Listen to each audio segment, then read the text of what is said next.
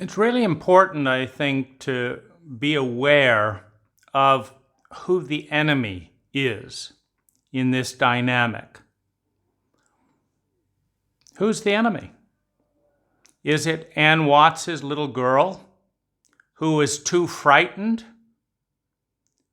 to go head to head with her colleagues and do what she knew was right?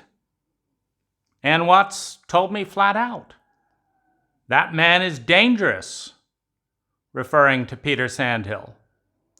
"I know it would help enormously to give you an apology, and I'm working my ass off to get the facilitators to do it." Another quote from Ann Watts. The best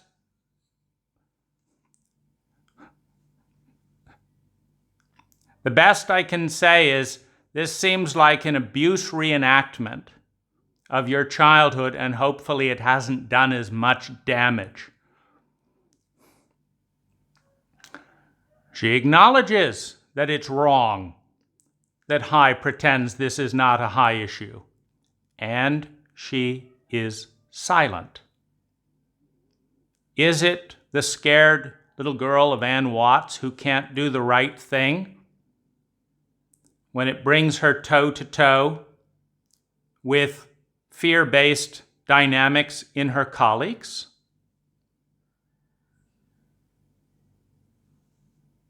Is it Peter Sandhill and his angry adolescent who doesn't want anyone to tell him what to do and doesn't want to abide by the rules?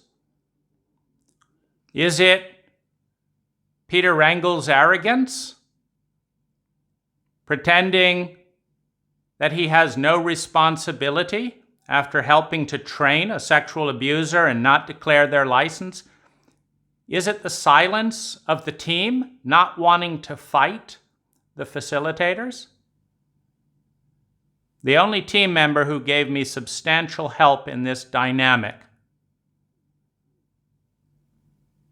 was someone who did it on condition that I not reveal their name. Talk about fear.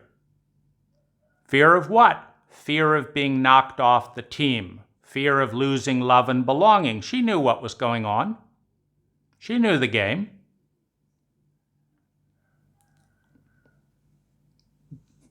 The only team member who gave me sanity around this is in 10 years of therapy to recover from trauma during her time on team, and wants nothing to do with High and does not want to be known either. The scared little girls and boys in the team that don't want to go head to head with their abuser, the scared little girls and boys in the facilitator body, the angry adolescents, are they the enemy? Yes, when put in roles of authority. They are the enemy in roles of authority. So what are we going to do? Kill them all? Get rid of them all, and it'll all magically go away? Who is the enemy in all of the participants who will pay thousands of dollars to take workshops to learn about love and then walk away from sexual abuse by leaders in their community? Get rid of all the clients and that'll solve the issue? The enemy is a shame-based abuse cult, which is in each one of our minds and which plays itself out in direct proportion to the influence we have on other people. That is the enemy. The level of consciousness that it takes to systemically cause this issue, participate in this level of abuse, and then collaborate as an entire field to cover it up and avoid dealing with it, is a level of consciousness that cannot solve the problem. Oh, it can send people to jail. It can get millions of dollars of damages and scandal averted and national. It can do all of that. We're great. Oh, those horrible people. I'm glad they're not doing that role anymore.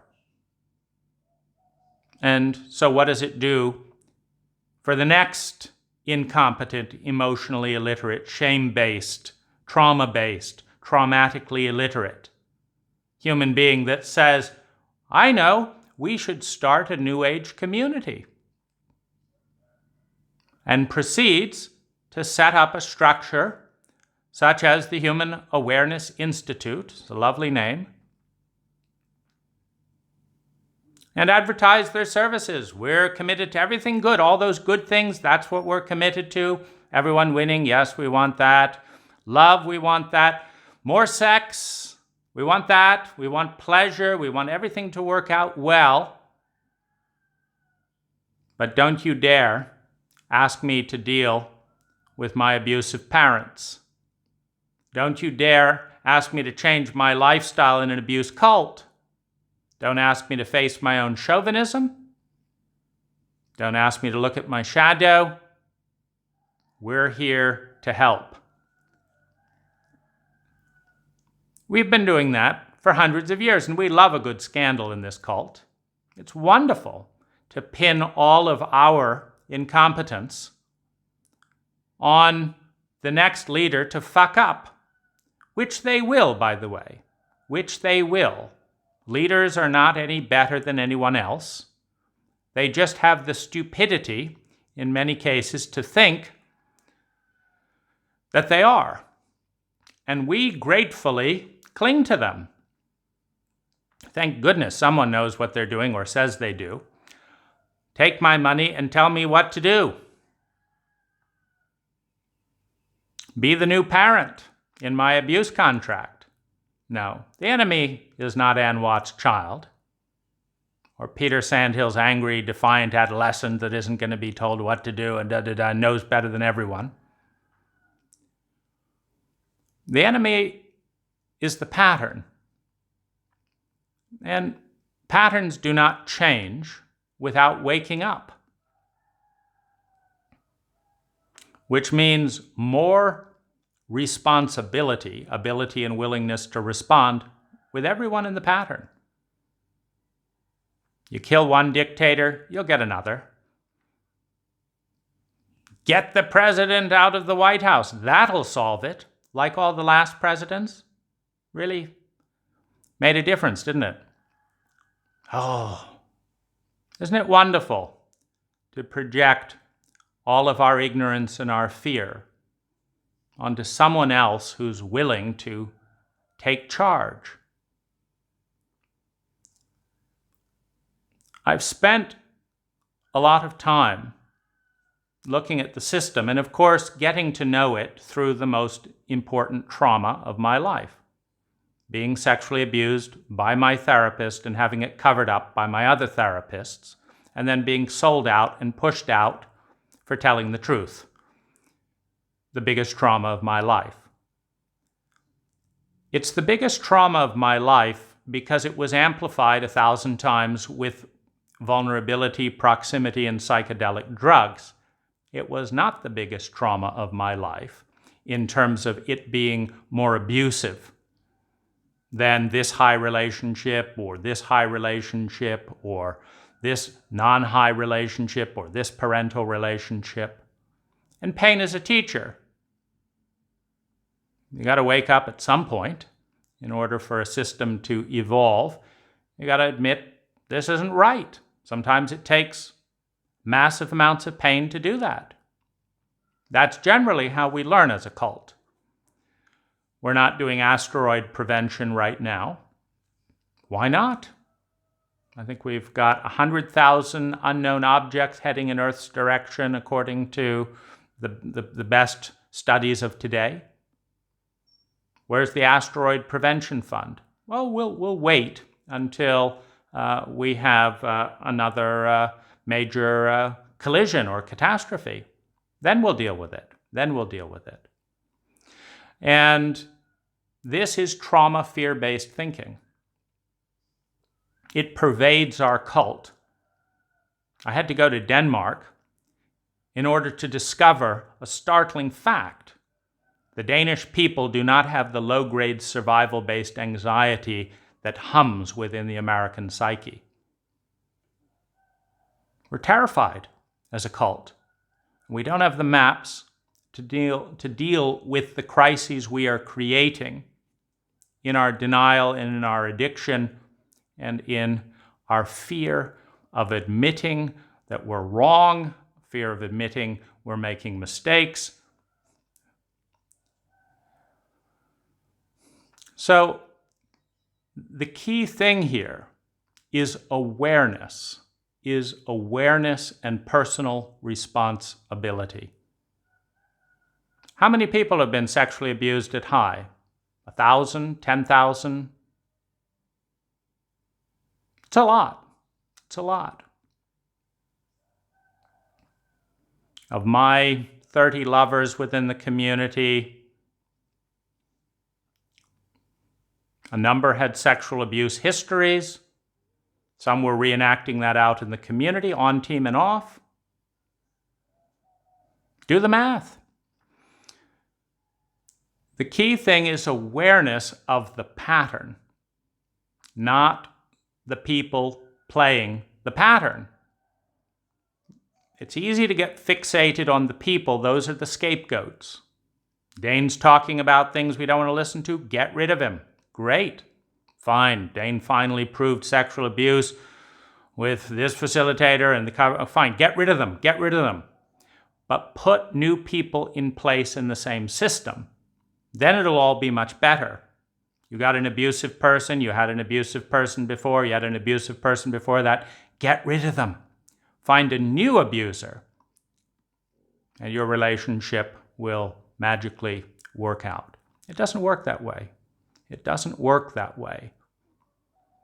Each of us must face death, which means facing the cult and personal shadow to become an adult.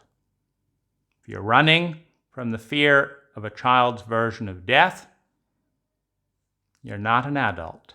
You've just got a big body and more sophisticated programs for covering various things up.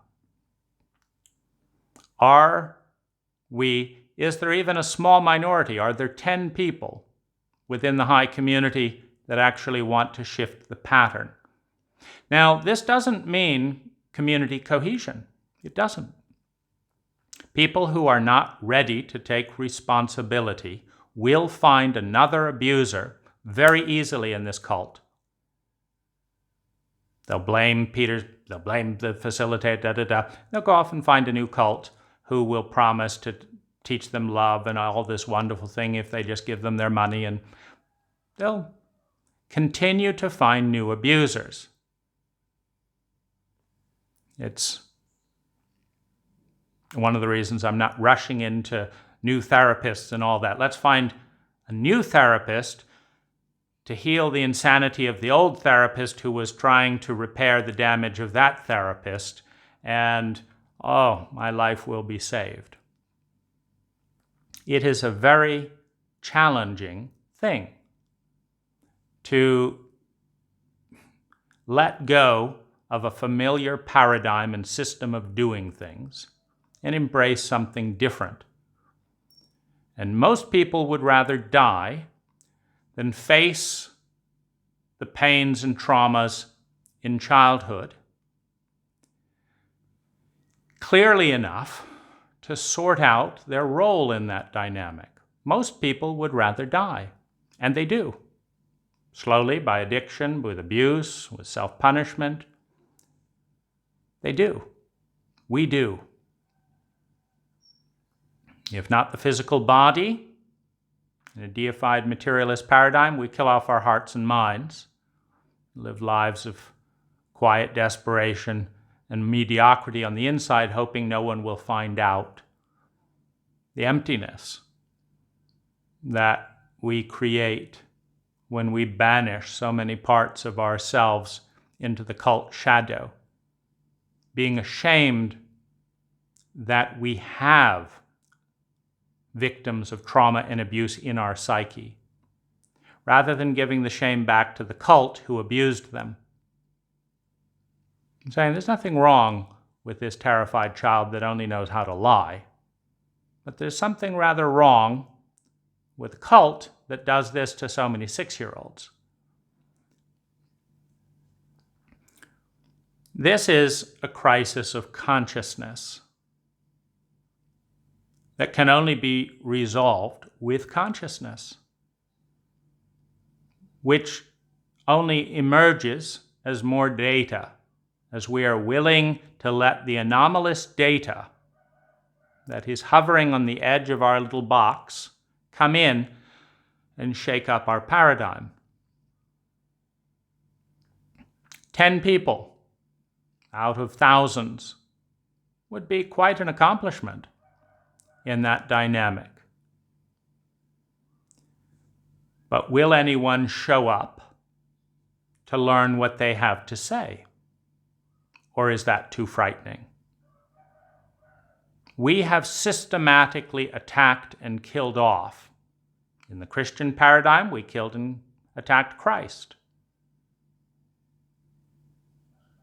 Most of the other teachers, whether it's Martin Luther King or Gandhi, have not fared much better.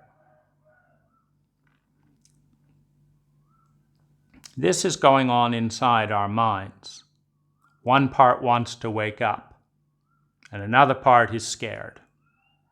One part wants to tell the truth, and another part says, don't do that, no good will come of that. And we betray our own soul. We betray our own probability field. So the drama of the abuser becoming the abused is helpful in that it shakes things up a little. Oh my gosh, I trusted them completely. They turned out to be assholes in this domain. It's a wake-up call, isn't it? It's a wake-up call. We either wake up or we withdraw and give our money to another guru, another teacher, etc. I am not the answer, by the way. One of the more troubling aspects of this dynamic is the deep awareness that while I have never lied to a lover, while I've never cheated on a sexual partner in 100 sexual partners, in terms of the agreement, I always make agreements clearly with someone and I keep those agreements. It's just that many of those agreements were abusive to one or both involved and we didn't know them. So I honored and told the truth. You said I could sleep with other partners. I did, and it hurt you. You didn't honor your own feelings in making that agreement. You just thought that was necessary to get the love you wanted. Or, I said I would do this, and I did. And then that bit didn't work for me or scared, and I left. Kept our ending agreement, honored the agreement while in relationship, but then I left. Because some part of you brought up things I didn't know how to deal with and love in myself. I would make a terrible therapist. Probably a terrible high facilitator.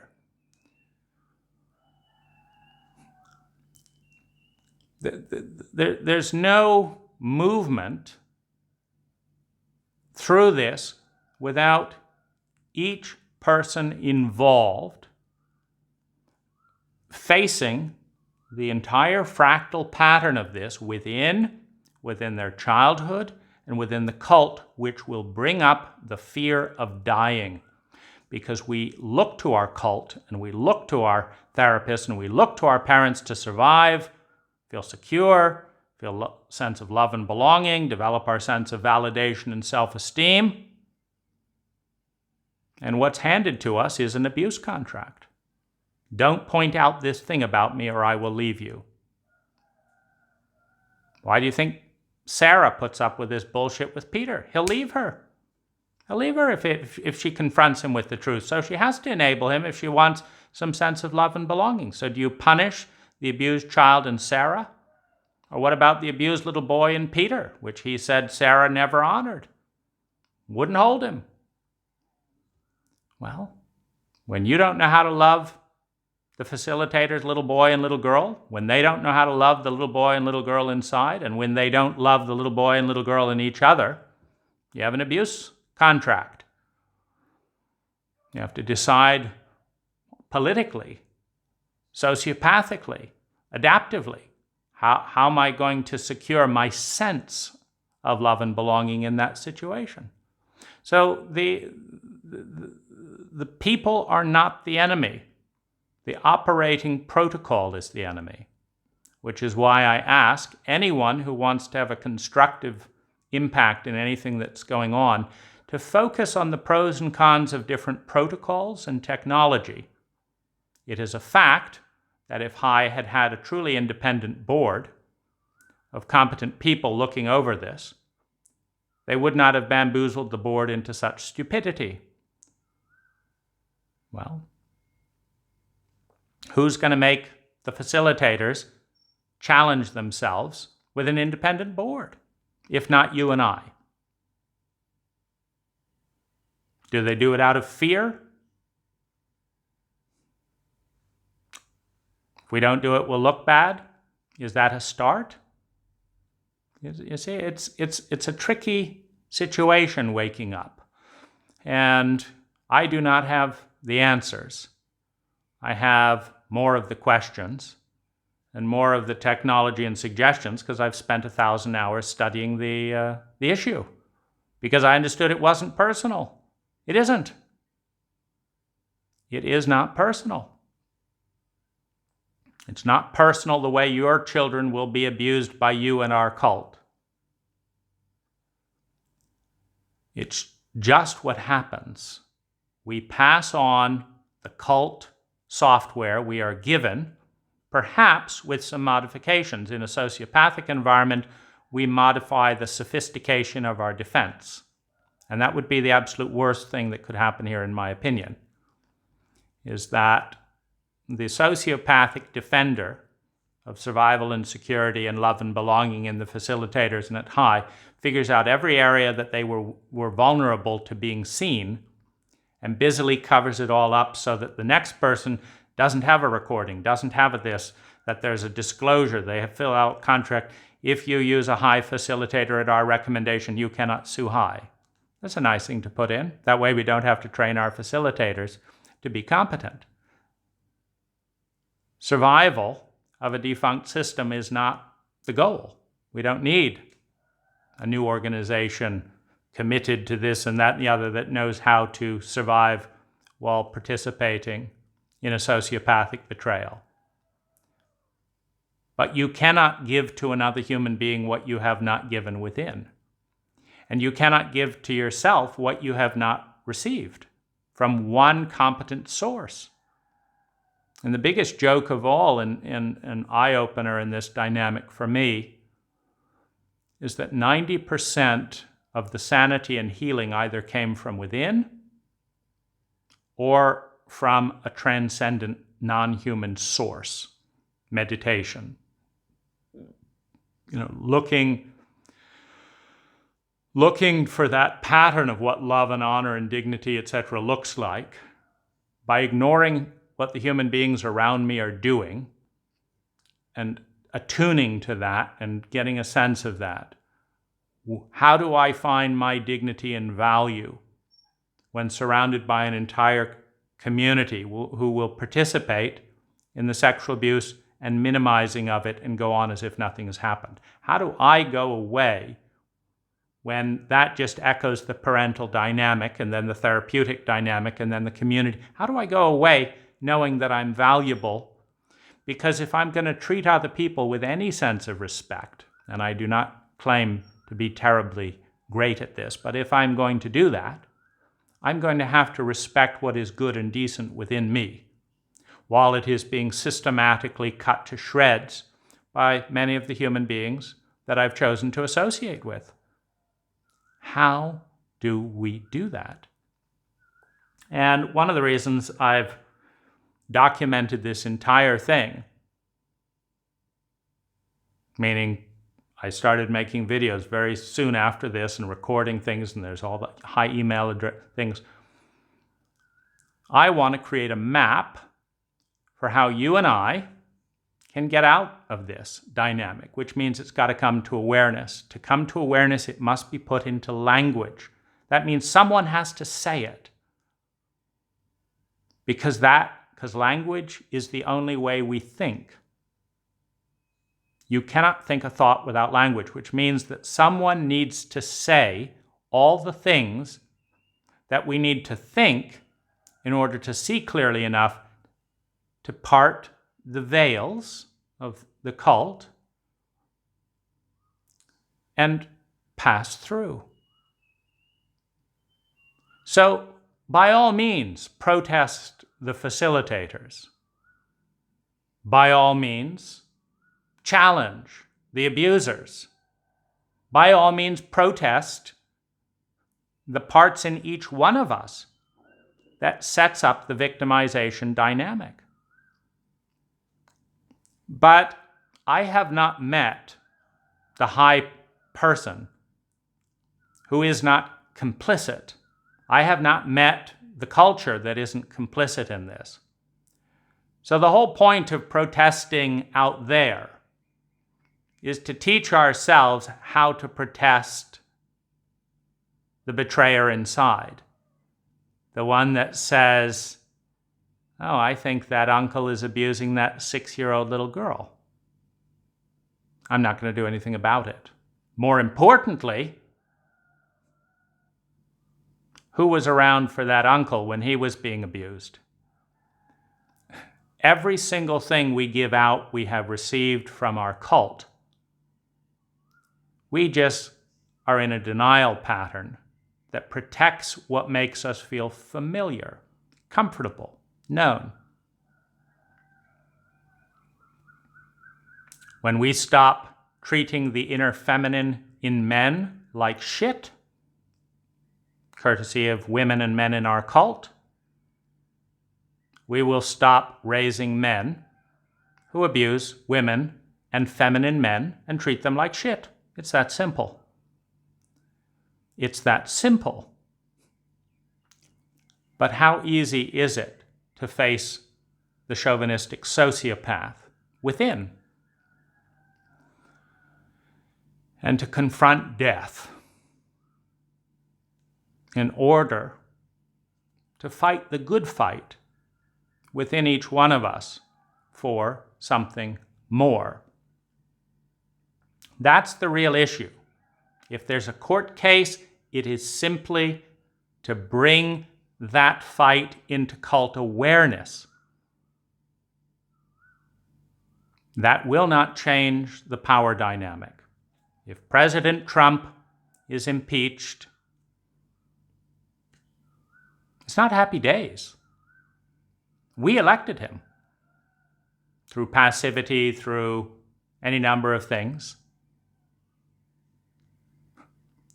We always get a fractal representation of what's going on inside in the larger cult. And what's going on in the larger cult always has an echo inside. We're here. We're participants. There are no observers. And if you don't want to hear that, you'll be off to sleep in another cult very soon if this one gets taken away. And if you do, it's a long, hard slog into the shadow, into the underworld of the psyche, that which we have suppressed and denied, to learn to honor those parts of ourselves that we have turned into enemies by dishonoring them.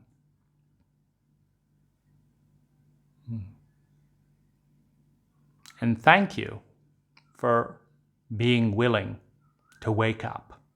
even a little bit. That's the medicine that our system of consciousness needs to evolve.